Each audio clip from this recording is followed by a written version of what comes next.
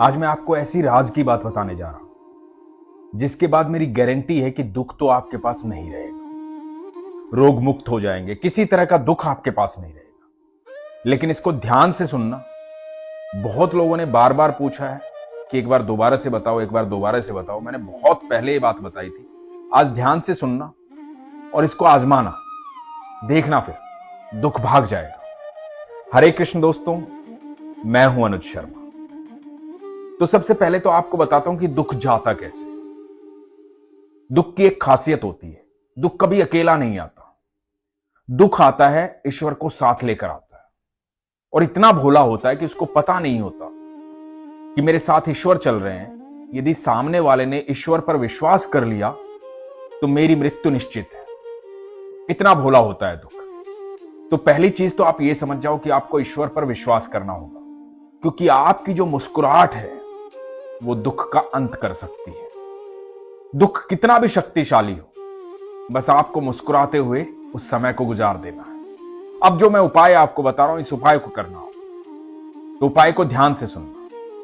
सबसे पहले तो ये जो मंत्र है भगवान श्री कृष्ण का, कृष्णाय वासुदेवाय हरे परमात्मने प्रणतः क्लेश नाशाय गोविंदाय नमो नमः। भगवान श्री कृष्ण से आप ये प्रार्थना कीजिए, मंत्र का जाप कीजिए, लगातार जाप कीजिए। दुनिया का कितना भी बड़ा कष्ट हो, वो कष्ट दूर हो जाएगा, ये गारंटी है। दूसरी जो बात मैं लॉजिकली आपको बताने जा रहा हूं वो ये है कि यदि आप थक चुके हैं दुनिया भर की जगह जाकर के, लोगों से सलाह लेकर के, उपाय करके, तो ये उपाय कर लेना, सब कुछ बदल जाएगा। कहीं से भी एक बांसुरी लेना। बांसुरी जो है वो ऐसी होनी चाहिए जो बजती हो। नॉर्मल बांसुरी मत लेना जो मंदिर के लिए दे देते हैं लोग, चढ़ा दो 10-20 रुपए की बांसुरी जो आती है, वो मत लेना। एक अच्छी बांसुरी लेना, बांस की बांसुरी लेना। और यदि आपकी क्षमता है और अच्छी बांसुरी लेने की, चांदी की बांसुरी लेने की, वो आपकी क्षमता पर है, लेकिन बांस की बांसुरी लेना, क्योंकि बांसुरी वैसे बांस की ही होती है, फिर श्रद्धा की बात होती है। तो बांसुरी लेना, और बांसुरी को टेस्ट मत करना, ना चेक करना, ना दुकानदार से चेक करवाना। उस बांसुरी को लेना, मंदिर जाना, भगवान श्री कृष्ण के किसी भी मंदिर जो आपके आस पड़ोस में कहीं भी भगवान श्री कृष्ण का मंदिर है, उस बांसुरी को लेकर जाना, भगवान के सामने अपने मन की बात रखना, जो भी आपके मन में चल रहा है, जिस भी दुख से आप गुजर रहे हैं, जिस भी समय से आप गुजर रहे हैं, वो बात अपने मन में कहना भगवान से प्रार्थना करना कि भगवान मेरे सारे कष्टों को दूर करो। उस बांसुरी को भगवान को अर्पित करने के बाद वहां से आप चले आना। वो बांसुरी वापस मत लाना। अपने मन की बात कह के आप चले आना। आप यकीन मानना, कुछ ही समय में आपकी सारी समस्याओं का हल हो जाएगा। अब आप सोचोगे कि समस्याओं का हल कैसे हो जाएगा, तो इस बात को समझिएगा जो मैं बता रहा हूं। बांसुरी भगवान श्री कृष्ण को अत्यंत प्रिय है। बांसुरी एक ऐसा वाद्य यंत्र है, आप दुनिया में किसी भी व्यक्ति को यदि आप देंगे तो उसे लेगा और सबसे पहले उसे फूंक मारेगा, चाहे उसे बजानी आती हो या ना आती, लेकिन वो उसे फूकेगा जरूर। तो ये बांसुरी दे रहे हैं आप सर्वेश्वर को, भगवान श्री कृष्ण को। उनके होठों से लग करके बांसुरी जब बजती है तो अनंत ब्रह्मांड जो है वो सारा झूम उठता है। तो जब भगवान को आप ये बांसुरी देंगे और भगवान आपके नाम की बांसुरी बजाएंगे, तो जितने भी नक्षत्र हैं, जो ग्रह हैं, जो कुछ भी है, जो लोग बोलते हैं ना कि ये बिगड़ा हुआ है, ये बिगड़ा हुआ है, वो सब उस बांसुरी के चारों तरफ मंडराएंगे। और आपके नाम की जब बांसुरी बजेगी तो सारे दुख एक फूंक में गायब हो जाएंगे। लेकिन ये जो कुछ भी करें आप विश्वास से करें। एक ही बार करना है, ऐसा नहीं है कि आपको लगातार जाके बांसुरी देनी है, एक ही बार करना। ध्यान से सुनिएगा इस बात को। तो एक बार जाइए, मन से बांसुरी दे के आइए, उसके बाद विश्वास रखिए कि आने वाला समय आपका बहुत बेहतर होने वाला है। ये मैं गारंटी देता हूं कि सब कुछ बदल जाएगा, आपके जीवन में अच्छा समय आएगा। दूसरी बात है आपके प्रारब्ध। जो भी कर्म हमने किए हैं किसी भी जन्म में, कभी भी या अभी या कभी, तो प्रारब्ध हमें काटने होते, लेकिन ईश्वर का संग जो है उन प्रारब्ध को काटने में आपको सहूलियत देता है, आसानी देता है। क्योंकि ईश्वर जब आपके संग रहते हैं, दुख कितना भी बड़ा हो वो कमजोर हो जाता है।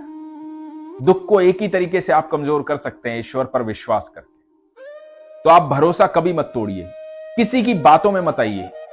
जब आप कमजोर होते हैं, आपका वक्त कमजोर होता है, आप दुखी होते हैं, तो लोग तरह तरह की सलाह देते हैं, लोग भिन्न भिन्न बातें करते हैं, ये कर ले, वो कर ले, ऐसा कर ले, वैसा कर ले।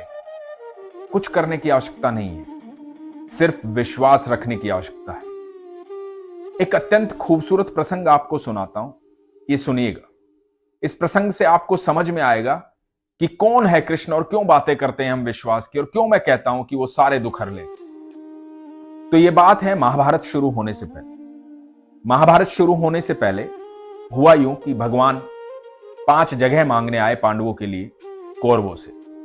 भगवान ने कहा कि 5 जगह दे दो, तुम हस्तिनापुर चलाना, और वो 5 जगह पर अपना राज्य करेंगे, सब खुशहाली से रहेंगे, कोई दिक्कत की बात नहीं होगी, तुम खुश रहना, वो खुश रहेंगे, क्या जरूरत है आपस में झगड़ा करने की। लेकिन शकुनी को यह बात सहन नहीं हुई। शकुनी ने दुर्योधन को कहा कि इसको बंदी बना ले, ये उनकी हिमायत लेकर आया है, उनकी तरफ से आया है, उनको हमारे राज्य से हिस्सा देना चाहता है।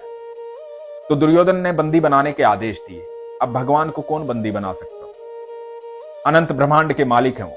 पहली बार भगवान श्री कृष्ण ने अपनी थोड़ी सी लाइट दिखाई, पहली बार ये बताया कि मैं हूं कौन और किसे बंदी बनाने जा रहे हो तुम हो कौन। तो भगवान ने जब ये दिखाया तो सब चौंक गए। भगवान को कौन बंदी बना सकता था? भगवान अपनी बात कह के चले गए। जब श्री कृष्ण अपनी बात कह के चले गए तो कौरवों के राजा धृतराष्ट्र ने ज्योतिषी को बुलाया, सबसे मिलकर के सलाह ली कि क्या करें, अब या तो युद्ध होगा या 5 जगह देनी पड़ेगी। तो ज्योतिषी ने कहा सुयोधन जो है, सुयोधन दुर्योधन का नाम था, दुर्योधन हम उनको उनके कर्मों के कारण कहते हैं। तो ज्योतिषी ने कहा जो सुयोधन है, सुयोधन की कुंडली में राजयोग है, दुनिया में कोई भी हरा नहीं सकता, निश्चित तौर पर राजा बनेगा, कोई रोक ही नहीं सकता, कुंडली में लिखा है। तो आप निश्चित तौर पर विश्वास रखिए कि आपका पुत्र ही राजा बनेगा, युद्ध कीजिए। और एक ज्योतिषी के कहने पर युद्ध शुरू हो गया। जब युद्ध शुरू हो गया तो 3 दिन बीत गए।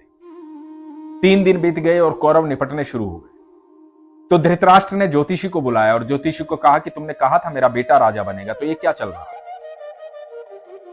तो ज्योतिषी ने कहा कि महाराज अभी तो 3 ही दिन हुए, मैंने तो परिणाम की बात की थी, इंतजार कीजिए, सुयोधन ही राजा बनेंगे।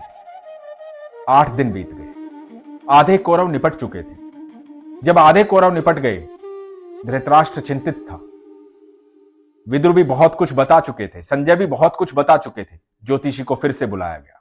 ज्योतिषी को पूछा गया कि ये बताइए कि आपने कहा था कि मेरा बेटा राजा बनेगा, 8वां दिन हो गया है, आधे से ज्यादा कौरव निपट चुके हैं, अब क्या कहते हैं आप? अब क्या कहता है आपका ज्योतिष शास्त्र? तो ज्योतिषी ने एक बात कही, वो बात आप ध्यान से सुनिएगा। ज्योतिषी ने कहा कि वहां कोई है जो समय और परिधि से परे है, वहां कोई है जिसने नक्षत्रों की दिशाएं बदल डाली, कोई है वहां।